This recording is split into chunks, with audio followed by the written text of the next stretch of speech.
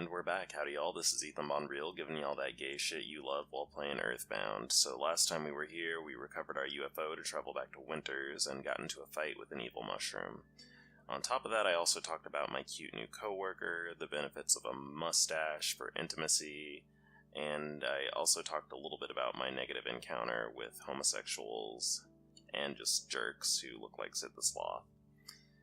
This time around, we're gonna make our way to Summers, because that's where the plot wants us to go. So we're gonna talk to Jeff's dad here, Dr. Andonauts. Oh, Ness, Jeff wets his bed sometimes, but other than that, he's a good boy. Take care of yourself, and Jeff. It looks like you found something out. I finished remodeling the Skyrunner. You can leave for Summers whenever you wish. It shouldn't break this time. Well, maybe. So I'm actually going to step outside for a little bit, and we are going to fight a few monsters just so we can maybe catch a level before we leave. And that's going to give me an excuse to talk a little bit to y'all. So, an update on what I'm doing. I had a job interview today, and it wasn't like basically, in addition to looking for like a full-time salary job, I'm looking for an additional part-time job right now, just because I need money, basically. And so I'm also applying to some part-time jobs, just so that I can, while I'm waiting to find a full-time job, I can have a little bit of extra money. And I applied to help with an after-school program, basically. And it was pretty neat. The interview went smooth. I'm like I've said before, I'm a pretty good interviewer. And so they asked me to shadow someone, so like follow them around and basically see like what goes into the job. And the person I was shadowing, he was a cool dude. He was actually an older homosexual, and he was a nice guy. I mean, it was funny. I mean, I think we both knew very blatantly when we looked at each other that we were both gay. And in fact, on top of that, I actually heard his grinder go off, like the beep, while we were talking. And when I checked mine later after I left, I didn't see him on there. And so what I suspect he did, like a good professional homosexual, was he blocked me after he checked his phone.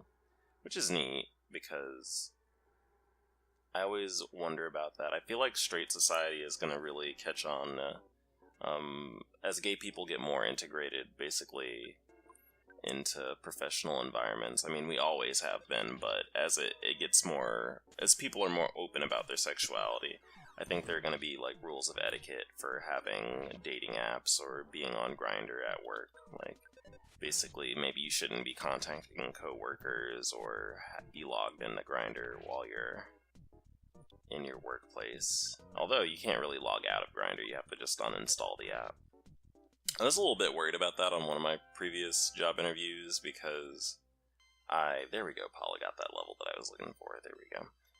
I have something about being interested in communism and anarchy in my profile, and the place I was applying to was relatively conservative and had a lot of people who are military retirees that work there. And I was like, you know, whatevs, I'm gonna just leave it in there because I'm grown and I'm willing to self-sabotage. So I did that. I mean, I didn't get the job, but I'm also, ultimately, I'm fine with that because I don't think I would have liked it there that much. But speaking of that, the guy who I shadowed, he actually also was a single father.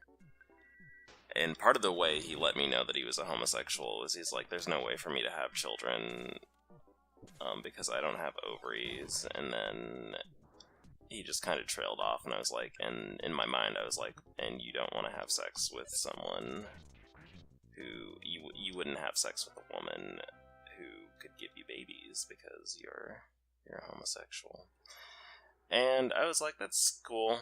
Thank you. That was a very sly way of letting me know, of exposing yourself to me. But I didn't say much else. Which reminds me that I actually kind of, in my mind, I headcanon Dr. Andonauts a little bit as a single gay father. Just because it's like, Why not? Why not? Let's do it. Let's get ultra progressive America, or wherever you're listening to this from. Let's have some more single gay parents in our media. And part of me also had canons that because Dr. Andonauts is a single gay father, that means Jeff is half gay on his father's side, and maybe like half science. I guess maybe you could say that Dr. Andonauts created Jeff like in a lab experiment or something. He is kind of a wacky, kooky scientist. And if you played Mother 3, you'll know more about that, but I won't spoil it. You should go watch my Mother 3 videos. That's the sequel to Earthbound, Mother 3. But I don't know how many of y'all are actually listening to this because you're just super enamored with the plot of Earthbound, but, you know, you're getting quality stuff from me. You're getting the tea. Dr. Andonauts is a homo, Jeff is half homo, and, you know, Paula is serving fish, so we're gonna roll up out of here. Let's walk into the Skyrunner. So this is annoying to do. You have to be, like, centered with it to get it to work. Or do I need to talk to him again to activate it? Yeah, I do. So let's talk to him. Okay, thank you. Yeah, Jeff pisses on himself. Thank you. Alright, so now we should be able to walk into it. There we go. But anyway, we're going to be greeted to another cutscene, and Dr. Andonauts is going to see us off. This time, we are going to go to an area we haven't been to, which is going to be pretty neat. I'm also going to let y'all know this video is probably going to be a little bit short. I'm just trying to record videos a bit more consistently, but also not, like, pressure myself to do it, just because, again, I'm not feeling super duper great. I'm not, like, ultra mega depressed. I just, have just been pretty anxious lately. And I don't know the particular reason why. I want to say the job hunt, but that's not even really at the forefront of my mind. I think it's just that time of year, because winter and being cold actually really fucks with me. Like, it obliterates me. And I've told y'all that story about how the winter of my freshman year of school, I was just like really depressed, and I cried all over my finals because a boy didn't like me. And on top of that, it was extremely fucking cold. The heating in my dorm didn't work. And oh hey, we crashed. That's wonderful. The heating in my dorm didn't work, and I was just cold. Also, I didn't have any money because I refused to ask my parents for money at that point in time because we didn't have a good relationship. And so I was living off financial aid, basically, and I was real dumb. I made a lot of very foolish mistakes at that point in time, but I was cold and hungry. That's the short story. Anyway, we're on a beach, so I guess we should talk to some folks. What's good? You look so serious. You're in summer's a dream paradise. Relax and have some fun.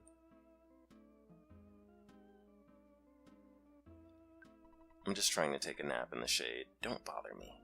Well, fuck you too.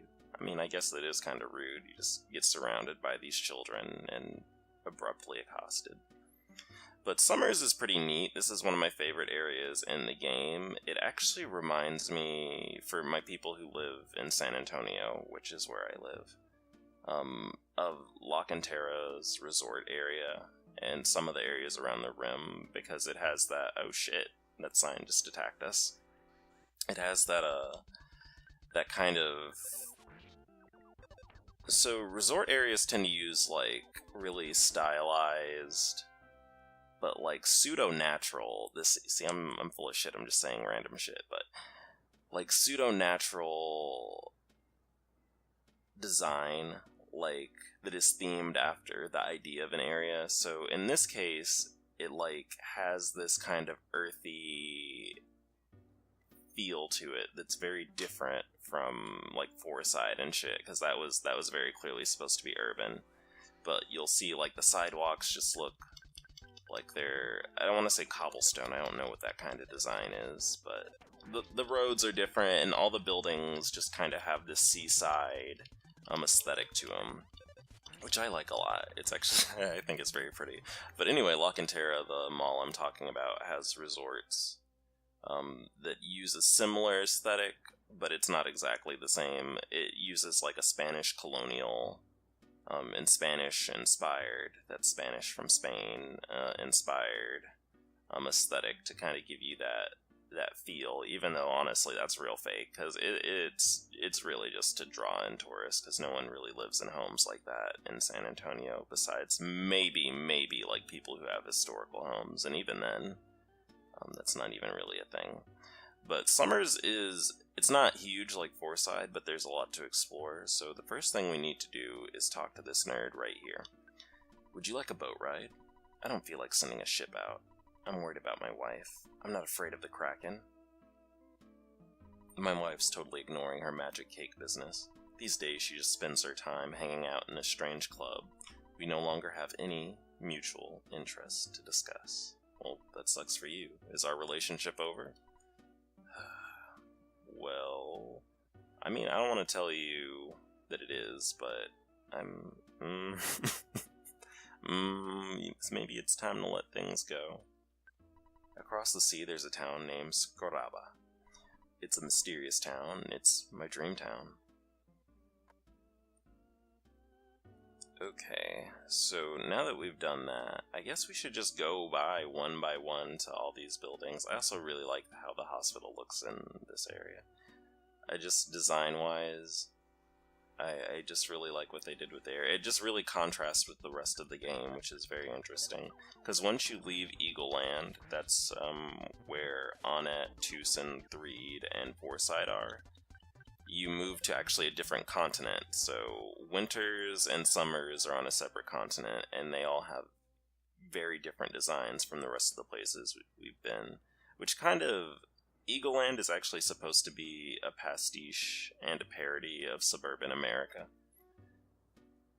And the reason why that's neat is basically all the towns look the fucking same, which is actually basically American Gothic, because everything looks the same to an extent, like, really until you move to downtown areas, which are, like, older and have maybe kind of more character to them. Really all suburbs look pretty similar, in my opinion. And that's why all these fucking cities look basically just like a bunch of boxes pushed together, but like when you move out here, things look a little bit different, which is cute. I actually really like stuff like design, but platonically, I'm not seriously committed to it. When I was a freshman at UTSA, and I was too afraid to ask people to be my friend, basically, or to try to get people's phone numbers and talk to them. What I actually... Oh, hey, we're about to get snapped up. So I gotta pause, you know what this means. Pictures taken instantaneously. I'm a photographic genius if I do say so myself. Okay, get ready for an instant memory. Look at the camera. Ready, say, fuzzy pickles. Alright, we did it. Wow, what a great photograph. It'll always bring back the fondest of memories. And he pieces the fuck out like he do.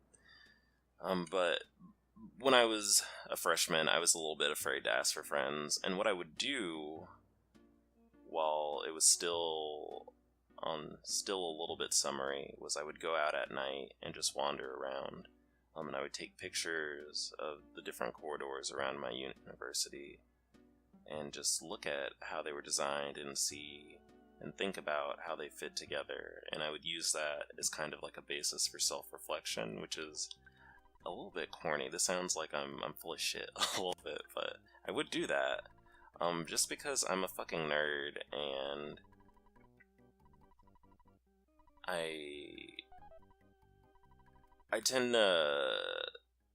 One of the ways I get in touch with my feelings... Hey, we got the hungry HP sucker. One of the ways I get in touch with my feelings is by really trying to use... like I don't know how to say it, like non-human things as juxtapositions, so you can see how different parts of the design of an area and how it's been built over time, how they kind of interact with each other and their statements of each other. probably should be reading this dialogue, shouldn't I? But I'm getting a little bit nostalgic, to be honest, which is a little bit embarrassing. I'm actually smiling a little bit. I can't tell. You know, I've noticed when I record videos, when I am thinking about something I like, or when I'm smiling, I can actually hear my smile a little bit in my recording session, which is nice. Rebecca Sugar does that too. It's really funny. Some people you can just really hear it when they're pleased or when they're thinking of something that makes them happy. But when I was listening to Rebecca Sugar talk about Steven Universe stuff, or when she's like proud of the fans, she smiles when she talks, and you can hear it in her voice. But anyway, so part of the reason I'm wandering around is honestly I'm just soaking in the beauty of Summers XD. And I mean, I'm not gonna be like, oh my god, this is like peak end 1992. Wow, I don't even know when this game was released, but this isn't peak 16-bit graphics. But I'm gonna pause what I was talking about a little bit and go back into the game. So part of the interesting part of Summers is that Summers is actually divided into two areas. There's the Summers Resort and Spa, which is this area. And then Toto, which is the area to the right that we went to, where we talked to that sailor about his wife. Everything in the Summers area is extremely expensive, but there's some benefits to going here. So we're in a restaurant, and all of the food here cost a lot. So we can get some Kraken soup. The Kraken soup is actually very useful. The reason for that is it actually boosts your attack when you eat it. And that's going to make it useful for all of our party members, well, besides Paula, but we're going to go ahead and just give her one anyway so she doesn't feel left out. Does that sound cool, Paula? And we'll get Jeff one too. Luckily at this point in the game, you are rolling in money, but there are a few things in Summers that are so expensive that you cannot practically afford them at all. Also, I guess if you wanted to see the rest of the area, most of the buildings here let you have a view of the ocean in the back, which, I mean, it's not that impressive, but I could imagine if this was a 3D game, this would be pretty to look at, or if this was a higher-end game, rather, because they don't necessarily have to be 3D for that. Oh, man. You know, even though I haven't really talked about anything, I think, particularly substantial, I think I really like this episode, which is good. I always struggle with that. You know, this is actually only my second recording attempt, and the first attempt I actually restarted just because I forgot what I was saying during my intro, and I just started saying random shit, and I was like, fuck, I forgot what I was doing. Which is something I struggle with a lot. I've mentioned this probably a few times. I have ADD, and I have pretty vigorous ADD, actually. Someone I actually kind of like has said before he also has ADD, and he said he has very aggressive ADD, and I really liked the way he said that, because that is exactly what it is. We're gonna need to sell something first, so let me you know what, actually, yeah, we're gonna sell the cheap bracelet. Okay. But he said he had very aggressive ADD, and I thought that was very funny. I actually like him a lot. He's very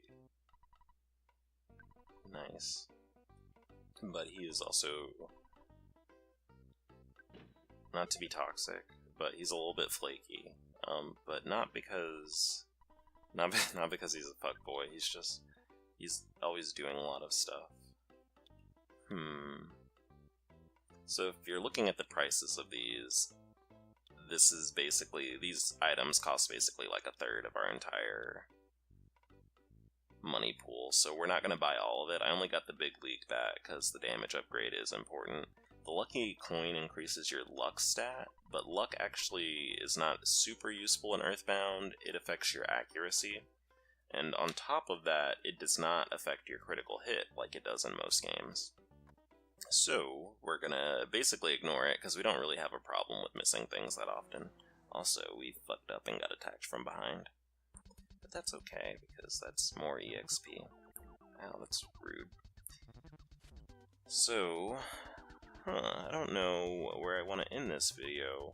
what we are supposed to do is basically, if you're playing through this game without having played it before, you basically go through all the buildings, you get little tidbits of information. In the hotel that we spent the night in, we actually learned Toki had stayed in that hotel before. And he was an asshole, of course, that's just how he be sometimes. Or all the time, really. And we learned that we're going the right way, basically. On top of that, when we talked to the sailor, we learned about his wife, and the magic cake is actually important to the overall plot of the game, kind of. It's gonna advance. Oh shit, Paula got murdered. Please die before she dies. There we go. It's actually important that we go find that man's wife, but she hangs out in the Stoic Club, which is right here. Oh my fucking gay god, please. Why are these signs everywhere? I actually keep ignoring them because they just sit still, and so it's easy to think they're an actual just like graphic on the screen and not really an enemy, but I need to just pay a little bit better attention while I'm playing. Also, everyone is fucking paralyzed, which is not good. There we go, get out of here. So I guess, you know, I'm not doing anything substantial in this video again, but again, it feels good. So I'm going to show you the Stoic Club, or rather what happens when you try to go into it. This is not the Stoic Club, please be on your way. So they actually don't let normies in, and that's actually really funny, because I'm not even joking. Like, you can only get into the Stoic Club if you have a reservation, and you can only get a reservation over the phone, and if you don't call them over the phone through the phone number, you have no way of knowing. They won't let you in. But luckily, one of the people in Toto, the town to the right of Summers, actually does know it. So we are going to take advantage of that. First, we need to restore the feeling to Paula, and then we need to restore the feeling to Jeff. There we go. Oh shit, I got the wrong one. Let me try that again. You know, something I'm having trouble with is I'm trying to get... I don't want to say I'm like pursuing this guy, but we have like, we're mutually physically attracted, but our schedules never line up, and then it's like when we do talk, like we really click, and he seems interested in talking to me because I'm always afraid I'm being annoying, but at the same time it's like I just cannot get this dude to like be more active or forward, which is a little bit annoying. Actually, okay, so there's like a 25% chance that one day he will listen to this video. And if you're listening to this, I mean, get into it, because, I mean, it happened. It factually happened, and no one knows who you are, but basically, we hooked up a while ago, like, in his house.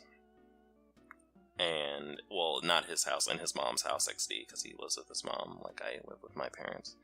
And I just snuck into his room and licked his butt a little bit and did some other things, and it was like, it reestablished to me that, like, I don't know, we talk very easily, in my opinion, and he's very nice, but I think that what's going on is that he's actually kind of borderline seeing someone else.